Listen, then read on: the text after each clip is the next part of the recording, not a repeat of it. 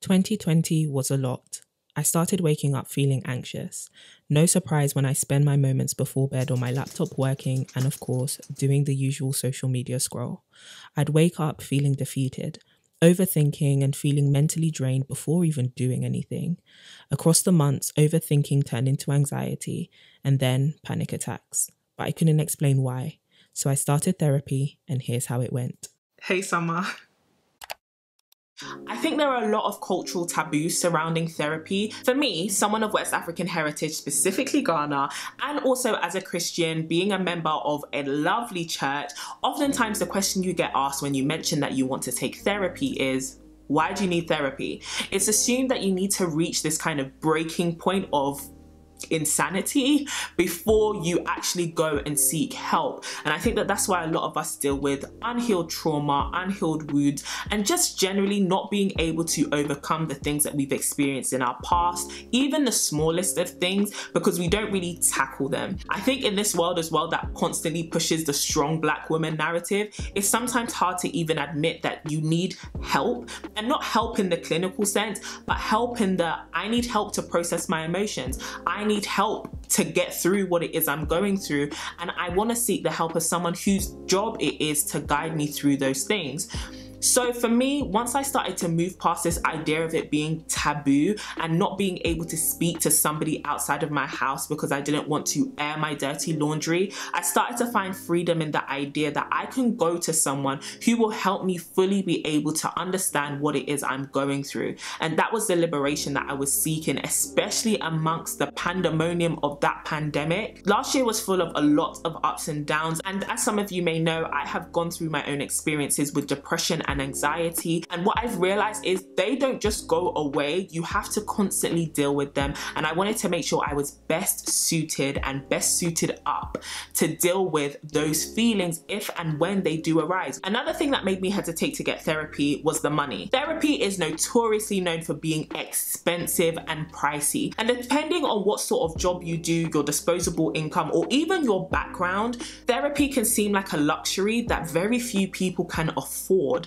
And I wanted to make sure that if I was going to spend money on therapy, that it wasn't money that I couldn't afford to spend. It's not because therapy isn't worth it, and it's certainly not because I'm not worth the coin, but I also have other responsibilities to think about, and making sure that you can actually afford your therapy, especially for the long term, is something that a lot of people will think about before they start therapy. I also think a lot of people hesitate to go to therapy because they're waiting for themselves to hit a breaking point. Growing up, people used to think going to therapy or going to counselling was for people who were on the brink of a mental break, who were having serious issues with their mental health, such as schizophrenia or BPD or being bipolar. But I think as time has gone on, people have destigmatized the idea of therapy, and people are still destigmatizing it, especially within circles which may have had them as a taboo before. I often get asked the question, if I go to therapy, is it me showing a lack of faith in my belief that God can help me, heal me, and really give me the wholeness that I seek out? And I think that question shows that we don't believe that God uses people to heal, or God can't use people to heal.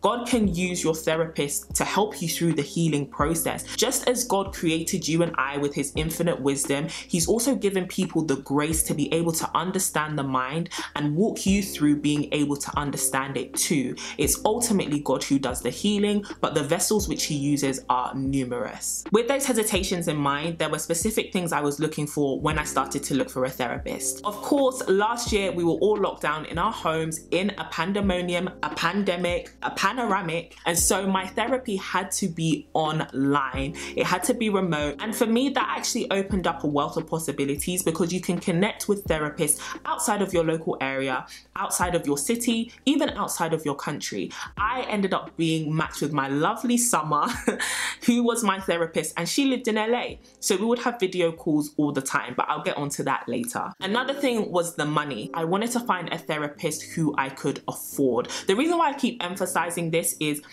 therapy is not a short-term thing. Honestly, you see the biggest benefits from therapy over a long period of time, and that commitment is a financial commitment as well as it being a commitment to your growth and to your healing. So for me, I wanted to make sure I was committing to a therapist that I could actually afford, especially during the pandemic, where I know for a lot of people income could be up or down. So that was something that I constantly had in mind. I came across BetterHelp whilst I was doing my research for an online therapist, and a few weeks later, an off branch of BetterHelp, Faithful Counselling, emailed me telling me about their services. So I decided to roll with it. Faithful Counselling is therapy from a biblical perspective, but the thing I love about BetterHelp and Faithful Counselling was when I went to sign up, they actually ask you about who you are, what your preferences are, and what you're looking for in a therapist. You can request a therapist of a specific race with a specific specialism. You can really customize this, or even a specific gender. I was able to tell them, these are the things I'm struggling with, this is where I'm from, and this is what I'm looking for. Whether you are a person of faith or not, whether you're a Christian or not, whether you are dealing with a plethora of other issues, you'll be able to get matched with a therapist who best suits you. And even after you filled that in and they match you with a therapist, you can go in and read the therapist's bio and also talk to your therapist before you even commit. Therapy is such a vulnerable and intimate journey that I personally really wanted to select who was going to be my therapist, who was I going to do this journey with and allow into my life. And so BetterHelp and Faithful Counselling both help you do that. I will leave the link to both of them down below if you want to check them out. Before I started therapy, probably my biggest question was, what am I going to talk to this person about week after week after? It's not like we're bantering, it's not like we're best friends. So what are we going to delve deep into? When I got matched with my therapist, we actually started talking via message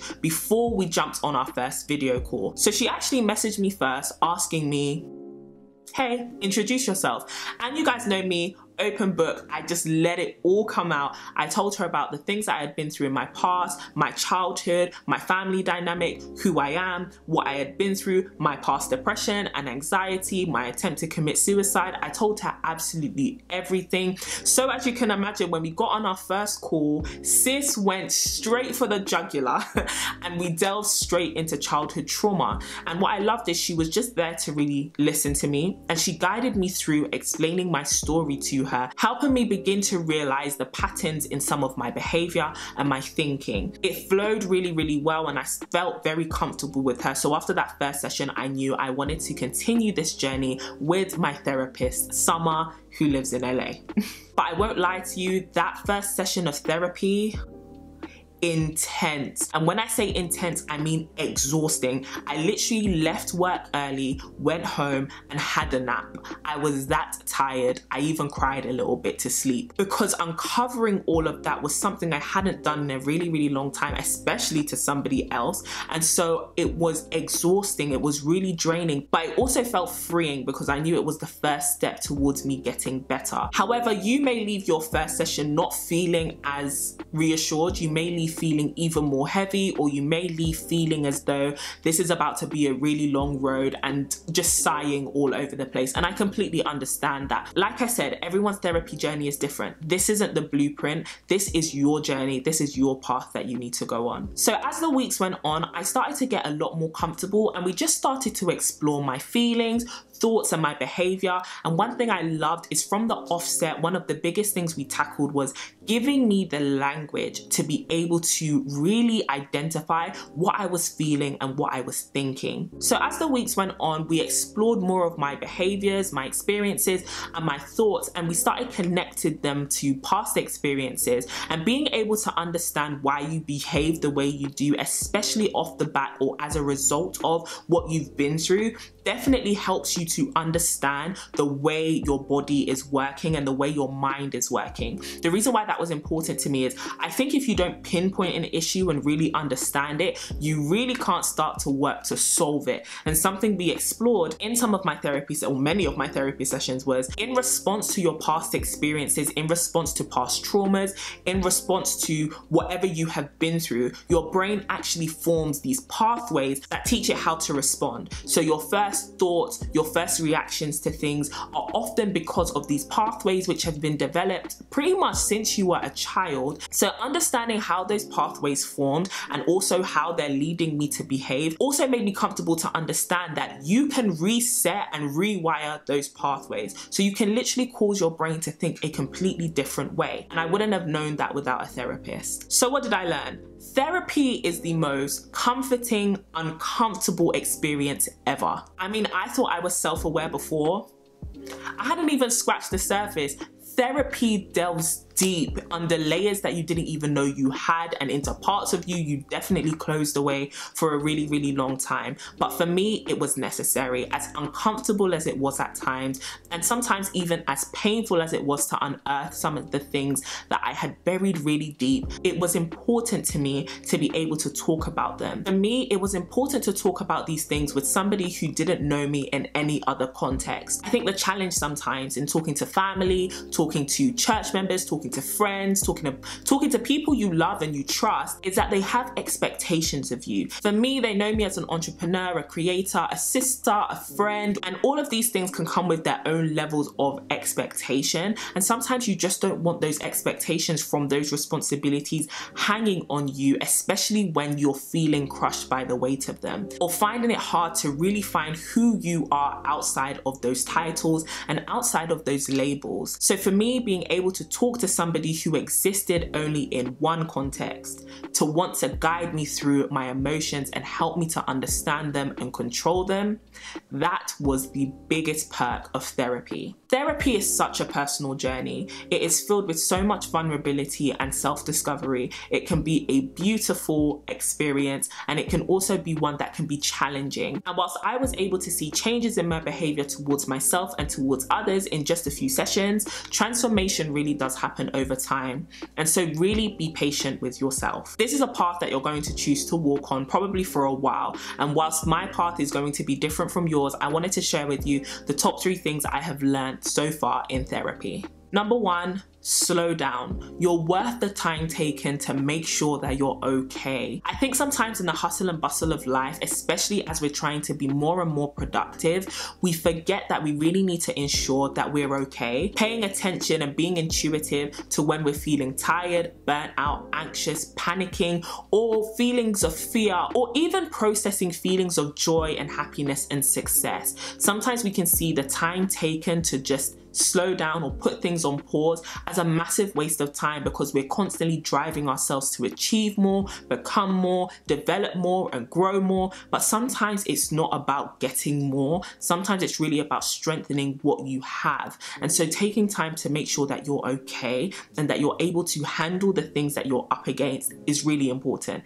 It's not a waste of time. 2, take the time to find the words that best describe what and how you're feeling. I cannot explain to you just how frustrating it is to be feeling something and not know how to express it, not know how to even process it yourself, but still be feeling those heavy feelings. For me, one of the most liberating things is being able to put words to what it is you're going through and being able to identify the things that made you start feeling that way.